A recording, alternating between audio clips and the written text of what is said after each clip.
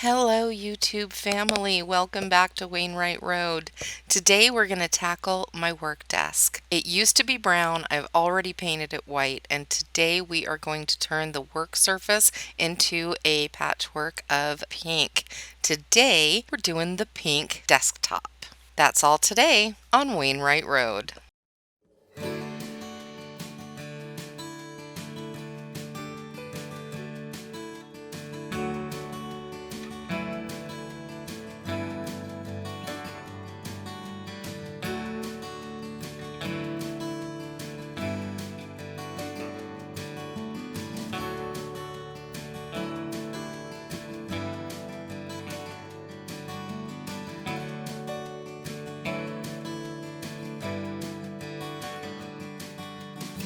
Welcome to Wainwright Road.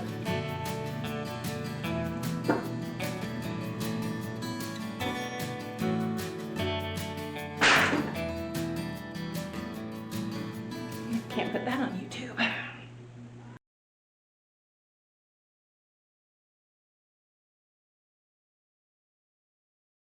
The first step in our process today is to pick our color palette, and when it comes to my office supplies in my office, I like fluffy and I like pink, so we're jumping on the Gator train. Alexandra Gator. I love everything about her style. Everything's pink, everything's fluffy. My whole house isn't pink. I like farmhouse, I like neutrals, but when it comes to my office, there will always be pink. And I jumped into my mermaid palette for this desktop project. Everything's fluffy. So the first thing I did was lay out this cardstock in the design that I liked. I know what it's like when nothing goes your way, so I'm gonna let myself enjoy the fruit from this lucky day. Yeah, I am on my way up. I won't slow down. I am on my way up. Next, it is time to mix up our Decoupage Medium. You can just get Mod Podge for this if you don't do a lot of this. I do a ton of this. So I buy my white glue by the gallon from Amazon. I'll put the link in the description. I just mix it with water until it's the right consistency, depending on the project. Sometimes it's half and half, sometimes it's a little less. This is cardstock, so you need it a little bit thicker. And I just mix it up with a craft stick. I buy those by the 1,000. I'll put that link in the description as well. Once it's mixed up to the consistency that I need, I use a larger paintbrush because it's a bigger project, and I paint it on. I know what it's like when nothing goes your way, so I'm gonna let myself enjoy the fruit from this lucky day. For this project, you're going to think more like wallpaper than decoupage. It is very thick paper I'm using. It's cardstock. If you're using regular weight paper, then you're going to think more like decoupage. You're going to want that paper a little bit wet when you put it on to keep the wrinkles out. For these wrinkles, I'm just using a squeegee like I would for my Cricut. And I'm keeping the paper a little bit drier.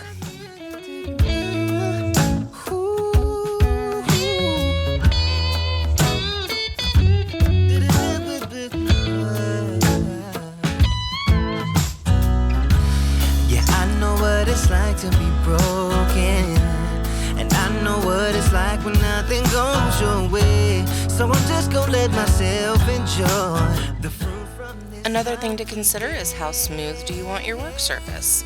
This work surface is going to be protected with a work board if I'm going to be doing anything super messy, so I'm not worried about whether or not the paper is overlapped and creates a little ridge surface. You'll see that a little bit later. But what you saw me do just now is make sure that the two edges are lined up where they butt up against each other instead of overlapping. And that'll make a completely smooth surface. So keep that in mind when you're laying your paper down. I am on my way up.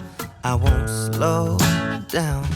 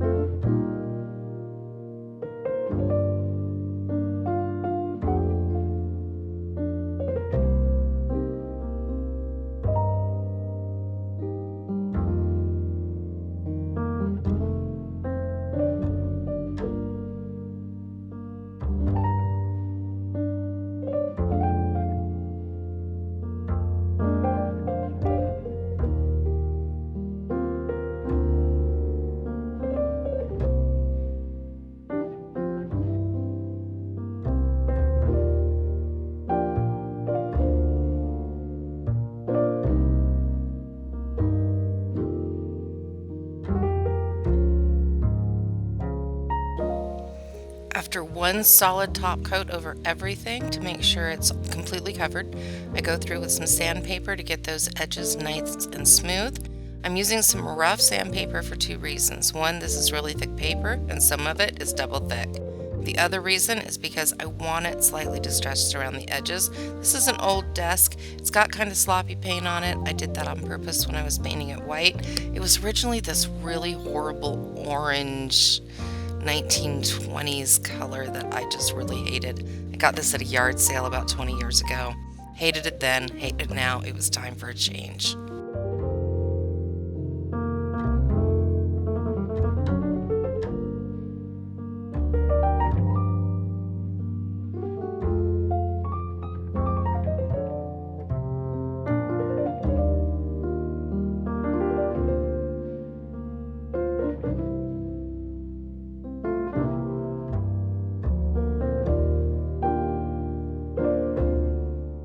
Quick tip, this desk has a little rounded like cutout where the chair goes.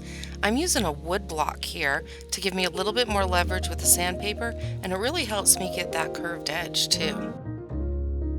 On this section, I'm just using a tiny little piece. Yeah, okay, the lazy bone is showing. That cart's on wheels. Totally could have moved it out of my way, but okay. I'm showing you how you can sand in a really tight space. That's my story, and I'm sticking to it. Because I used a larger brush, because it was such a large surface, kind of like polyurethane, there are tiny little dust particles that get into the surface.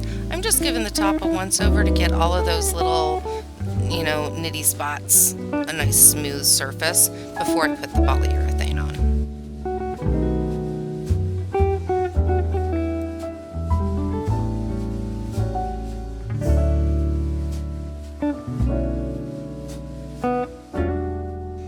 I'm using my Paint 5-in-1 tool to open this can. If you don't have one of these, I highly recommend it. It cleans your brush. It's a scraper.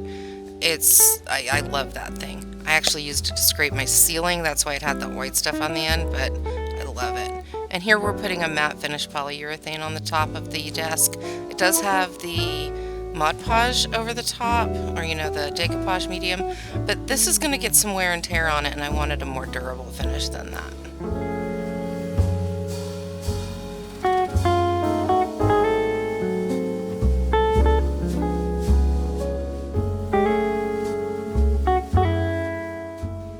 Again, for any super messy projects, I will be using my Cricut 1/4-inch graph mat board to protect the surface of this desk, but for minor projects that are smaller that I can use, just a regular drop cloth or something like that, I wanted to have a measurement. So here I'm just marking out 1-inch increments so that I can use this measurement across the bottom. Anything I need a 12-inch measurement for, I've got all these nice blocks of paper that I could use. And in a moment, you'll see me find a straight edge in the top drawer to where I can mark off the 12-inch marks.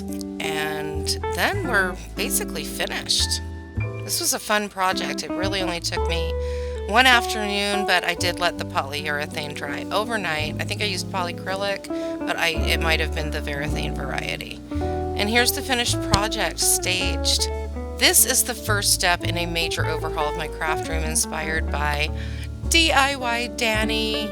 She has introduced a Patreon that includes a Discord dashboard where she personally inspires her Patreons. I am a member over there. I highly recommend it. I am so starstruck. You have no idea. It is fantastic. She interacts with us in a way that is so down to earth, and she's so friendly, and it's amazing. We do Messmaker Saturdays.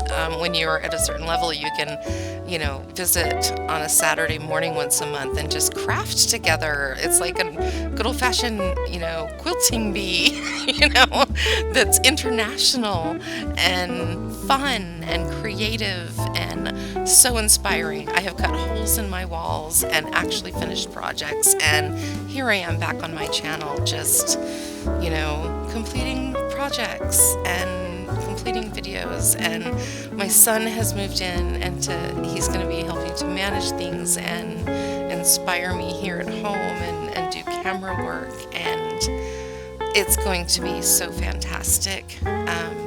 So thank you very much for tuning in. Thank you very much for being a part of my channel. 2022 is going to go like gangbusters. I can just feel it in my bones. So thank you, everyone. Links in the description. Please like and subscribe to this channel. And I hope everyone had a great holiday. And I hope everyone has a smashing new year. From Wainwright Road's house to yours, many, many blessings.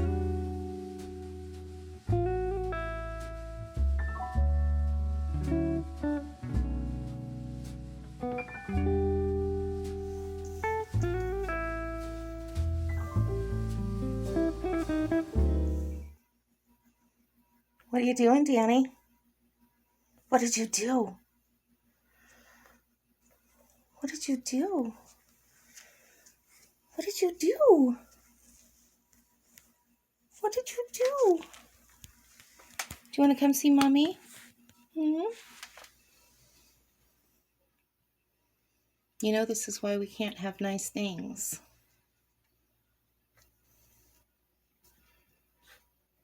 Maybe if you eat the day planner, I'll pay more attention to you. Is that what you think? You are so freaking cute. Look at those eyes. Look at those eyes. Oh my goodness. Where are you going? Where are you going? Don't eat the plastic. That's not organic. Yeah, we're not done with this room, are we? I'm not following you into the bathroom. Okay, come here, baby. Mommy loves you. Yeah. Mommy loves you.